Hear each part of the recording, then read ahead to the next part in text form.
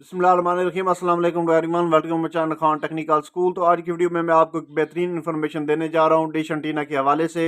मैंने अभी अभी सेटिंग करवाई है पाक सेट की, और वहाँ पर मैंने जो है वो डबल लुप्पी वाली LNB लगवाई है। पहले सिंगल वाली थी, यानी कि अब जो पाक सेट है वो मेरा 2 रिसीवर पर चल रहा है एक ही डिश पर।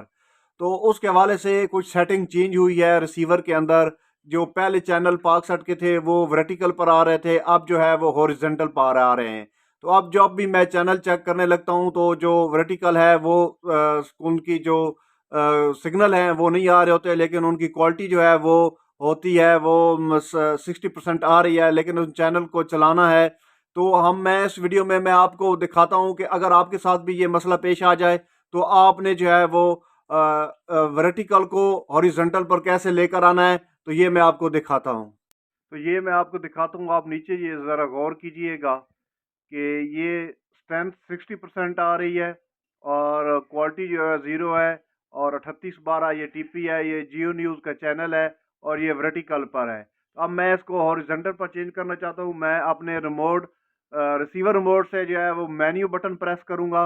उसके बाद मैं आ जाऊँगा इंस्टॉलेशन वाले ऑप्शन पर, और उसके बाद हम आएंगे टीपी लिस्ट पर। और उसके बाद हम ये टीपी यहाँ पर देखेंगे 38123 38123, वो 3812 वाली, वो वाली टीपी हम यहाँ पर देखेंगे। और उसको जो है हम हॉरिजॉन्टल पर लेकर जाएंगे, पहले वो वर्टिकल पर है। हम ये टीपी देख रहे हैं यहाँ पर, ये वाली टीपी है। अब हम इसको सेलेक्ट करेंगे, अपने रिसीवर रिमोट से ग्रीन बटन प्रेस करेंगे इस तरह। और उसके बाद हम ये मूव वाले बटन से हम नीचे आएंगे और साइड वाले मूव बटन से रिसीवर मूव बटन से हम इसको एच कर देंगे। और उसके बाद हम इसको सेव कर देंगे। और नीचे आप देखें कि अब जो है वो क्वालिटी भी आ चुकी है। अब हम वापस जाएंगे और ये देखें, ये जो चैनल है ये जियो न्यूज़ का आ जाएगा।